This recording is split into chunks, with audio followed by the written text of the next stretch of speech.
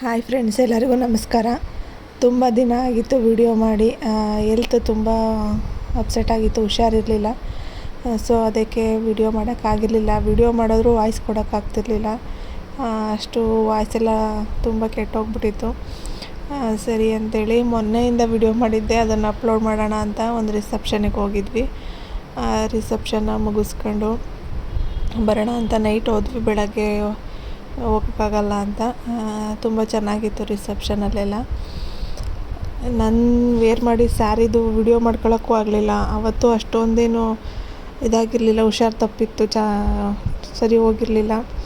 ಅದಾಗಿ ಮಾರನೇ ದಿನ ಫ್ರೆಂಡ್ ಮಗನ ಸ್ಕೂಲಲ್ಲಿ ಕ್ಯಾಂಟೀನ್ ಡೇ ಥರ ಮಾಡಿದರು. ಬನ್ನಿ ಅಂತ ಕರೆದಿದ್ರು ಅಂಥೇಳಿ ಹೋಗಿದ್ದೆ. ಚೆನ್ನಾಗಿತ್ತು ಅದೂ.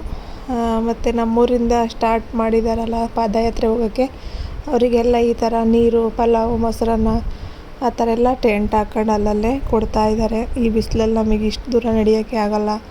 ಪಾದಯಾತ್ರೆ ಹೋಗೋರೆಲ್ಲ ಗ್ರೇಟ್ ಮಾತ್ರ, ಅಷ್ಟು ದೂರ ನಡ್ಕೊಂಡು ಹೋಗ್ತಾರೆ. ಮತ್ತು ಸಂಡೇ ಇವತ್ತು ನನ್ನ ಮಗನಿಗೆ ಕರಾಟೆ ಬೆರಟ್ ಟೆಸ್ಟ್ ಇತ್ತು. ಸೊ ಅವನನ್ನು ಕರ್ಕೊಂಡು ಹೋಗೋಣ ಅಂತ. ಬೆರಟ್ ಟೆಸ್ಟ್ ಮುಗಿದ್ಮೇಲೆ ಒಂದು ಎಂಗೇಜ್ಮೆಂಟ್ ಇತ್ತು. ಕರಾಟೆ ಮುಗಿಸ್ಕೊಂಡು ಹೋಗೋಣ ಅಂಥೇಳಿ ಕರ್ಕೊಂಡು ಹೋದೆ. ಅವ್ರದ್ದು ಕರಾಟೆ ಕ್ಲಾಸ್ ಈ ಥರ ಇದೆ. ಬೆರಟ್ ಟೆಸ್ಟಿಗೆ ಇವತ್ತೇ ಕ್ಲಾಸಲ್ಲಿ ನಡೀತಿತ್ತು ಅವ್ರ ಸ್ಕೂಲಲ್ಲಿ. ಇವತ್ತು ಕರಾಟೆ ಕ್ಲಾಸಲ್ಲೇ ಮಾಡ್ತಿದ್ದಾರೆ. ಸೊ ಸರಿ ಅಂಥೇಳಿ ಕರ್ಕೊಂಡು ಹೋಗಿದ್ದೆ. ತುಂಬ ಅಂದರೆ ತುಂಬ ಮಕ್ಕಳು ಬರ್ತಾರೆ. ಅದೊಂಥರ ಮಕ್ಕಳಿಗೆ ಕಲಿಸ್ಬೇಕು ಈ ಥರದ್ದೆಲ್ಲ. ಅಲ್ಲಿ ವೆಯ್ಟ್ ಮಾಡಿ ಕೂರಕ್ಕೆ ಜಾಗ ಇರಲಿಲ್ಲ ಅಂತ ರಾಘವೇಂದ್ರ ಮಠಕ್ಕೆ ಹೋಗ್ಬಿಟ್ಟು ಬರೋಣ ಅಂತ ಹೋದೆ. ಖಾಲಿ ಇತ್ತು. ನೀಟಾಗಿ ದೇವ್ರ ದರ್ಶನ ಮಾಡ್ಬೋದಲ್ಲ ಅಂಥೇಳಿ ಹೋದೆ. ಅಲ್ಲಿ ಯಾರೋ ಪೂಜೆ ಇಡಿಸಿದ್ರು, ಸರಿ ಅಂತ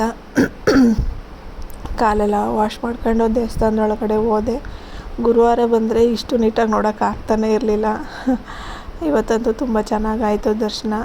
ಮತ್ತು ಫಸ್ಟ್ ಟೈಮ್ ಇವತ್ತು ₹1 ಕಾಯಿನ್ ಬೂತ್ ನೋಡಿದೆ. ಒಂಥರ ಎಕ್ಸೈಟ್ಮೆಂಟ್ ಆಯಿತು. ರಾಘವೇಂದ್ರ ಮಠದಿಂದ ಬರಬೇಕಾದ್ರೆ ಈ ಥರ ಐಡಲ್ಸ್ಗಳಿಟ್ಟಿದ್ರು. ಸಖತ್ತು ಚೆನ್ನಾಗಿತ್ತು. ಬಟ್ ತಗೊಳ್ಳೋಣ ಅಂದರೆ ನನಗೆ ನಮ್ಮ ಮನೆಗೆ ಯಾವ ಪ್ಲೇಸಿಗೆ ಈ ಬುದ್ಧನ ಇಡಬೇಕು ಅಂತಲೇ ಗೊತ್ತಿರಲಿಲ್ಲ. ಸೊ ಅದಕ್ಕೆ ತಗೊಳ್ಳಿಲ್ಲ. ತುಂಬ ಅಂದರೆ ತುಂಬ ಚೆನ್ನಾಗಿತ್ತು ಎಲ್ಲ.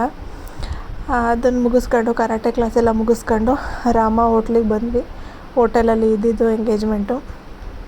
ಹೋಟೆಲಿಗೆ ಬಂದು ಅಲ್ಲಿ ವೆಲ್ಕಮ್ ಡ್ರಿಂಕ್ ಎಲ್ಲ ಕೊಟ್ಟಿದ್ದರು. ಅದೆಲ್ಲ ಕುಡ್ಕೊಂಡು ಆಗಲೇ ನಾವು ಬೆಳಗ್ಗೆ 8 ಗಂಟೆಗೆ ಹಾಸನಿಗೆ ಹೋಗಿರೋದ್ರಿಂದ ಸಿಕ್ಕಾಬಟ್ಟೆ ಹೊಟ್ಟೆ ಹಸಿವಾಗಿ ಹೋಗ್ಬಿಟ್ಟಿತ್ತು. ಎಂಗೇಜ್ಮೆಂಟ್ ಮುಗಿಸ್ಕೊಂಡು ಮನೆಗೆ ಬಂದ್ವಿ. Thank you.